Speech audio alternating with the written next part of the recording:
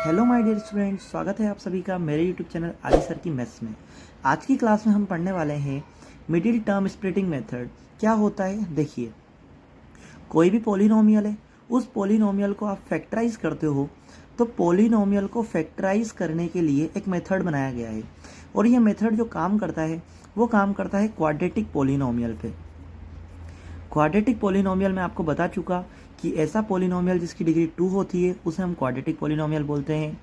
तो quadratic polynomial को factorise करने के लिए जो मेथड काम में लिया जाता है उसको बोलते हैं हम मिडिल टर्म स्प्लिटिंग मेथड। इस मेथड का नाम मिडिल टर्म स्प्लिटिंग क्यों है ये भी मैं आपको बताऊंगा।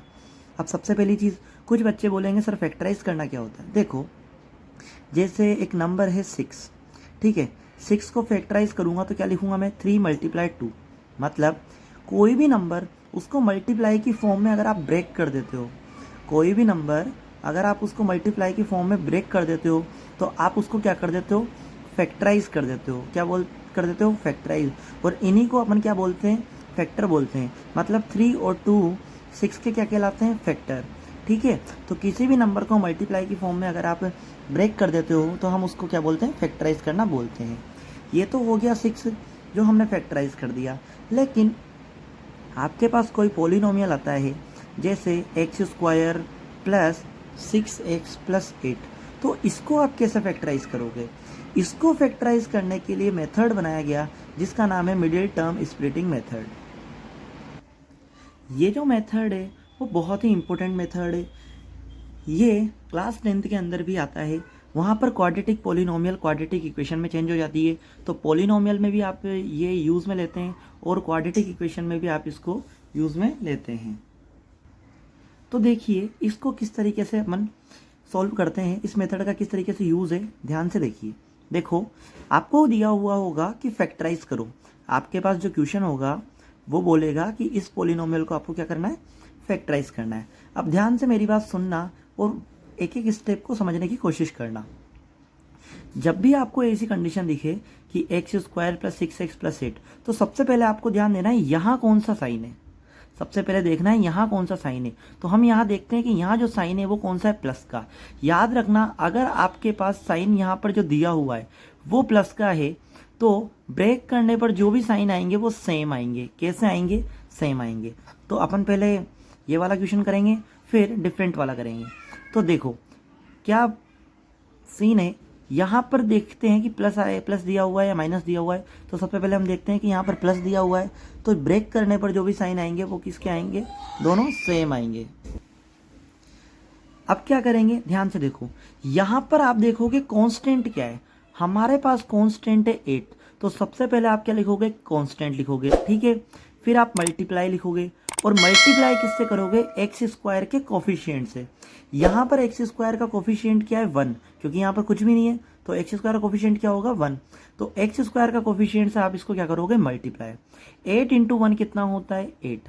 अब आपको क्या करना है, 8 के फैक्टर करने हैं। ध्यान से बात समझना, सबसे पहले आपने कांस्टेंट लिखा, फिर आपने x² का कोफिशिएंट लिखा।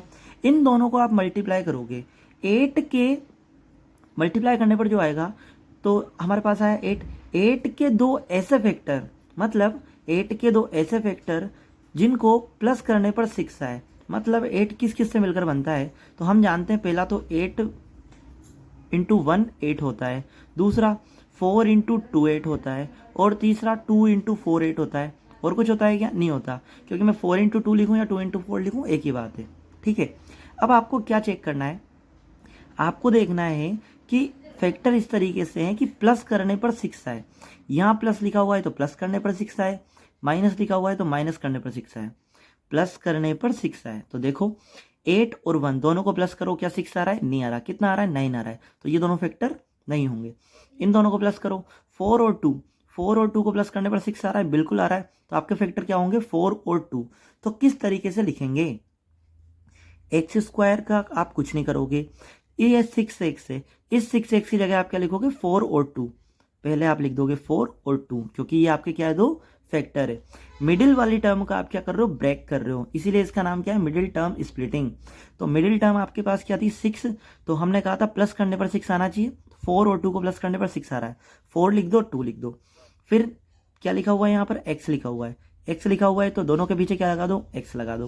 प्लस का 8 अपनी जगह पे। अब मेरी बात ध्यान से सुनना, मैंने एक बात बोली थी, यहाँ प्लस है तो साइन कैसे आएंगे, सेम आएंगे, लेकिन सेम तो आएंगे, इसका मतलब 4x और 2x का जो साइन होगा या तो दोनों माइनस के होंगे या दोनों प्लस के होंगे। लेकिन एक बात और है, अगर यहाँ पर प्लस का दिया हुआ है तो दोनों प्लस के आएंगे, और अगर यहाँ माइनस का दिया हुआ है तो दोनों माइनस के आएंगे। क्या किया मैंने कहा कि यहाँ प्लस है तो साइन दोनों के सेम आएंगे, यहाँ प्लस का है तो दोनों प्लस के आएंगे, और यहाँ माइनस का होता तो दोनों माइनस के आएंगे। ठीक है, अब ये हो गया। अब क्या हुआ, अब क्या करोगे आप, अब आप करोगे दो दो टर्म में से कॉमन लोगे। ठीक है, एक्स स्क्वायर प्लस 4x, दोनों में से कॉमन क्या आएगा, एक्स कॉमन आएगा तो क्या बचा आपके पास, एक्स प्लस 4। 2x प्लस 8 में कॉमन क्या आएगा, 2 कॉमन आएगा, तो आपके पास क्या बचा, इधर x और इधर 2, 4 जा 8। अब ये पूरी एक टर्म है और ये पूरी एक टर्म है, इस पूरी एक टर्म में x प्लस 4 इधर भी आ रहा है, x प्लस 4 इधर भी आ रहा है, तो कॉमन कितना आ गया, x प्लस 4। जब आप x प्लस 4 कॉमन ले लोगे तो आपकी इधर आपके पास क्या बचा, x, और इधर आपके पास क्या बचा, प्लस 2। अगर इतना भी समझ में नहीं आता है तो कोई दिक्कत नहीं है। जब ये वाली कंडीशन बनती है तो सबसे पहले हम ये देखेंगे ब्रैकेट के अंदर आने वाली टर्म सेम है या नहीं। ब्रैकेट के अंदर आने वाली टर्म सेम है, इसका मतलब हमने जो क्वेश्चन करा है वो बिल्कुल सही है, और अगर सेम नहीं है तो फिर क्वेश्चन में गलती है। तो ब्रैकेट के अंदर आने वाली टर्म सेम आ रही है, इसका मतलब हमारा आंसर सही है। तो सबसे पहले तो आप ब्रैकेट वाली टर्म को लिख दो, इधर क्या बचा आपके पास, x, उसको लिख दो, प्लस 2, तो ये प्लस 2 लिख दो, दोनों को अलग अलग ब्रैकेट में लिख लो, ये आपका क्या होगा, आंसर। मतलब ये जो आपके पास पोलिनोमियल था x square plus 6x plus 8, इसको आपने फैक्टराइज कर दिया और हमें क्या मिला, x प्लस 4 x प्लस 2।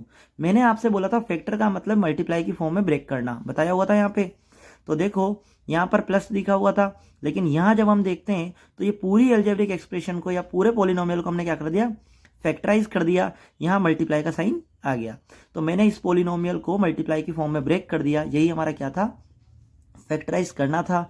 इसी मेथड को हम बोलते हैं मिडिल टर्म स्प्लिटिंग मेथड, क्योंकि मिडिल वाली टर्म हमारे पास जो थी हमने उसको क्या कर दिया, ब्रेक कर दिया।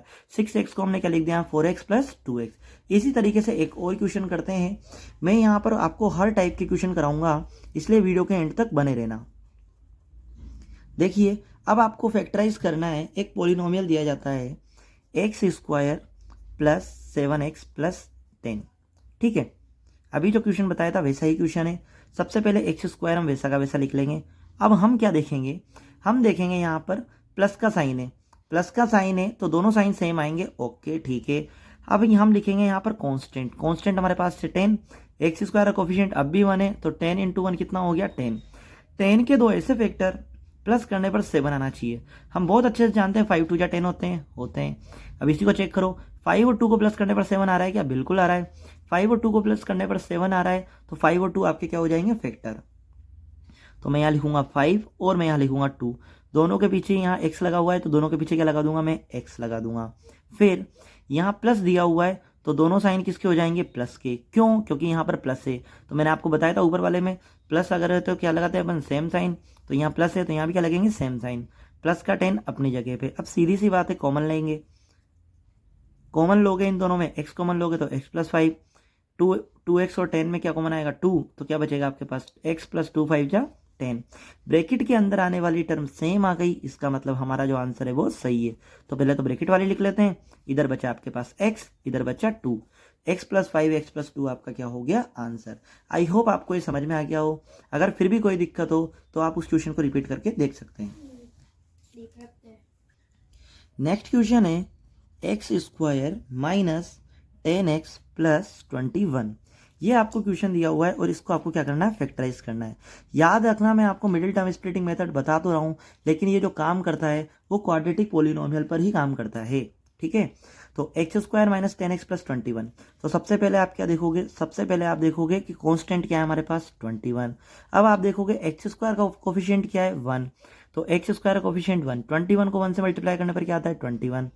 21 के दो ऐसे फैक्टर, यहाँ प्लस दिया हुआ है, प्लस करने पर कितना आए, 10 आए, तो 21 के दो ऐसे फैक्टर प्लस करने पर 10 आना चाहिए। हम बहुत अच्छे से जानते हैं 7 3 या 21 होते हैं, और 7 और 3 को प्लस करने पर कितना आ रहा है, 10 आ रहा है, इसका मतलब आपको फैक्टर मिल गए। एक्स स्क्वायर अपनी जगह पे 7 और 3 लिख लेंगे, फिर क्या लिखेंगे, दोनों के पीछे x लिख लेंगे, प्लस का 21 अपनी जगह पे। यहाँ पर क्या है, इस बार यहाँ पर माइनस है। पहले वाले जो मैं क्वेश्चन करवा रहा था उनमें यहाँ पर क्या था, प्लस था, तो दोनों के आगे आपने साइन जो लगाया था वो प्लस का लगाया था, लेकिन यहाँ पर माइनस है तो दोनों के आगे कौन सा साइन लगेगा, माइनस का। अब क्या करोगे आप, दो दो में कॉमन ले लोगे, एक्स स्क्वायर और -7x में एक्स कॉमन लोगे तो आपके पास बचेगा x-7, और इधर 3 कॉमन लोगे तो x-7। अब ध्यान से मेरी बात सुनना, बच्चे यहाँ गलती करते हैं, यहाँ माइनस दिया हुआ है तो माइनस कॉमन लेना कंपलसरी है। उसके बाद अगर आपने माइनस कॉमन लिया है, अगर आप माइनस कॉमन लेते हो तो जो आपके पास साइन दिया हुआ है ना वो क्या हो जाता है, चेंज हो जाता है। तो ये -3 कॉमन लिया मैंने, तो ये प्लस जो है वो किस में कन्वर्ट हो जाएगा, माइनस में कन्वर्ट हो जाएगा। तो यहाँ पर क्या आएगा, -7। ब्रैकेट के अंदर आने वाली टर्म सेम आ गई, इसका मतलब हमारा क्वेश्चन बिल्कुल सही है। तो x-7, इधर क्या बचा आपके पास x, और इधर बचा माइनस का 3। ठीक है, ये आपका क्या हो जाएगा, आंसर हो जाएगा। याद रखना, अभी तक मैंने आपको जितने भी क्वेश्चन बताए वहां पर यहाँ पर क्या था, प्लस था। अब मैं ऐसे क्वेश्चन बताऊंगा जब यहाँ माइनस आता है। ठीक है, अब आपके पास क्वेश्चन है x² - 14x - 32। तो देखो इसको किस तरीके से सोल्व करेंगे, ध्यान से देखना। क्या करते हैं अपन, x² - 14x - 32 दिया हुआ है, तो सबसे पहले अपन क्या करेंगे, कांस्टेंट लिखेंगे। कांस्टेंट हमारे पास क्या है, 32। यहाँ x² का कोफिशिएंट कितना है, 1, तो 32 को 1 से मल्टीप्लाई करा तो कितना आया, 32। अब बात आती है यहाँ माइनस है। मैंने आपको बताया था अगर प्लस होते हैं तो साइन कैसे आते हैं, सेम आते हैं, लेकिन अगर माइनस का है तो साइन कैसे आएंगे, डिफरेंट आएंगे। तो देखो भाई, सबसे पहली चीज तो 32 के दो ऐसे फैक्टर माइनस करने पर 14 आना चाहिए। पहले वाले जितने क्वेश्चन थे यहाँ प्लस लिखा हुआ था तो प्लस करने पर आना चाहिए था, लेकिन यहाँ माइनस लिखा हुआ है तो अब माइनस करने पर 14 आना चाहिए। तो माइनस करने पर 14 का क्या मतलब है, माइनस करने पर 14 का मतलब है, पहले 8 मतलब आपको ऐसे फैक्टर देखने जो 32 से बनते हो। 8 4 जा 32, 8 में से 4 माइनस करोगे तो क्या 14 आता है, नहीं आता, कोई दिक्कत नहीं है। अब और क्या होता है, 32 और 32 होता है आपके पास 16 2 जा 32, 16 में से 2 माइनस करने पर 14 आता है क्या, बिल्कुल आता है। तो आपके फैक्टर क्या बन गए, 16 और 2। x² अपनी जगह पे, हमारे पास फैक्टर बने 16x और 2x। ये बात समझ में आई गई होगी कि मैंने x क्यों लगाया, क्योंकि यहाँ पर x लगा हुआ है। माइनस का 32 अपनी जगह पे। अब आती है सबसे मेन चीज जो आपको सीखना बहुत ज्यादा जरूरी है। माइनस का 32 दिया हुआ है तो अगर यहाँ माइनस है तो साइन डिफरेंट आएंगे। डिफरेंट का मतलब एक प्लस का एक माइनस का, लेकिन कौन सा प्लस का कौन सा माइनस का। देखो यहाँ पर हम ब्रेक जो कर रहे हैं वो किसको कर रहे हैं, माइनस के 14x को। माइनस के 14x को अगर आप ब्रेक कर रहे हो तो आपके पास रिजल्ट किसका आ रहा है, माइनस का। तो याद रखना, रिजल्ट माइनस का तभी आता है जब आपके पास बड़ा नंबर माइनस का हो। तो रिजल्ट हमारे पास माइनस का है, तो बड़ा नंबर कौन है, 16x और 2x में से बड़ा नंबर है 16x, तो ये किसका होगा, माइनस का। अब ये माइनस का बन गया तो ये किसका हो जाएगा, प्लस का। बात खत्म। याद रखना, आपको -14x दिया हुआ है तो -14x में जो रिजल्ट है आपके पास वो माइनस का है, तो बड़ा नंबर किसका हो जाएगा, माइनस का। अब इन दोनों में कॉमन ले लो तो x - 16। अब इधर कॉमन लोगे तो 2 कॉमन आएगा, तो आपके पास आएगा 2, मतलब x - 2 की टेबल में 6, मतलब 2 32 से कितने टाइम कैंसिल होता है, 16 टाइम। ब्रैकेट के अंदर आने वाली टर्म सेम आ गई, इसका मतलब आपका काम हो गया। क्या बचा आपके पास, x - 16 आपने लिख दिया, इधर से x और इधर से प्लस का 2, ये आपका क्या हो गया, आंसर। नेक्स्ट क्वेश्चन है आपके पास y² + 6y - 16।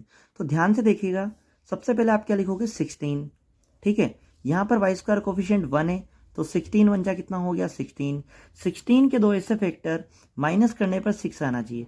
हम बहुत अच्छे से जानते हैं 8 2 जा कितने होते हैं, 16, और 8 में से 2 गए तो 6 आ रहा है, आ रहा है। इसका मतलब 8 और 2 आपके क्या हो जाएंगे, फैक्टर। y² अपनी जगह पे। अब ये 8 और 2 लिख लोगे, दोनों के पीछे क्या लगाओगे, y लगाओगे। माइनस का 16 अपनी जगह पे। अब ध्यान से बात सुनना, यहां पर माइनस है तो साइन दोनों के क्या आएंगे, अलग अलग आएंगे, डिफरेंट आएंगे, लेकिन एक प्लस का एक माइनस का। यहां पर रिजल्ट किसका आ रहा है, प्लस का आ रहा है। रिजल्ट प्लस का आ रहा है तो बड़ा नंबर किसका होगा, प्लस का। बड़ा नंबर प्लस का है तो छोटा नंबर किसका हो जाएगा, माइनस का। अभी मैंने इसके पहले वाले क्वेश्चन में आपको बताया था कि बड़ा नंबर मतलब रिजल्ट माइनस का था तो बड़ा नंबर माइनस का आया था, और अगर रिजल्ट प्लस का है तो बड़ा नंबर किसका आ जाएगा, प्लस का आ जाएगा। ठीक है, अब दोनों में कॉमन लेते हैं, y कॉमन आएगा तो कितना बचा आपके पास, y + 8। कॉमन लेना तो आपको आता होगा, नहीं आता तो बता देता हूँ भाई। वाई स्क्वायर प्लस 8y, दोनों में कॉमन क्या आ रहा है, इधर भी y है इधर भी y है, तो y कॉमन, तो इधर 2y थे तो 1y तो आ गया, तो क्या बचा y, प्लस की जगह प्लस, इधर 8y में से y मिल गया तो क्या बचा 8। अब यहाँ पर 2 कॉमन लोगे। अभी अभी मैंने आपको बताया था कि जब भी हम माइनस कॉमन लेते हैं तो साइन क्या हो जाता है, चेंज, तो ये माइनस किस में कन्वर्ट हो जाएगा, प्लस में, और 2 8 जा 16, ब्रैकेट के अंदर आने वाली टर्म सेम आ गई, इसका मतलब हमारा क्वेश्चन बिल्कुल सही है। तो ये y प्लस 8, इधर बचा आपके पास y, और इधर माइनस का 2, ये आपका क्या हो गया आंसर। आई होप मैंने आपको जो भी पढ़ाया समझ में आया होगा। अब मैं आपको एक क्वेश्चन देता हूँ जिसका आंसर मुझे कमेंट बॉक्स में ज़रूर बताना। क्वेश्चन है x square plus 4x plus 4, इसको फैक्टराइज करके आंसर मुझे कमेंट बॉक्स में ज़रूर बताना। अगर आपको मेरा पढ़ाना अच्छा लगा हो, मेरी वीडियोस अच्छी लगी हो, तो प्लीज़ वीडियो को लाइक करें और चैनल को सब्सक्राइब कर लें। Thank you guys.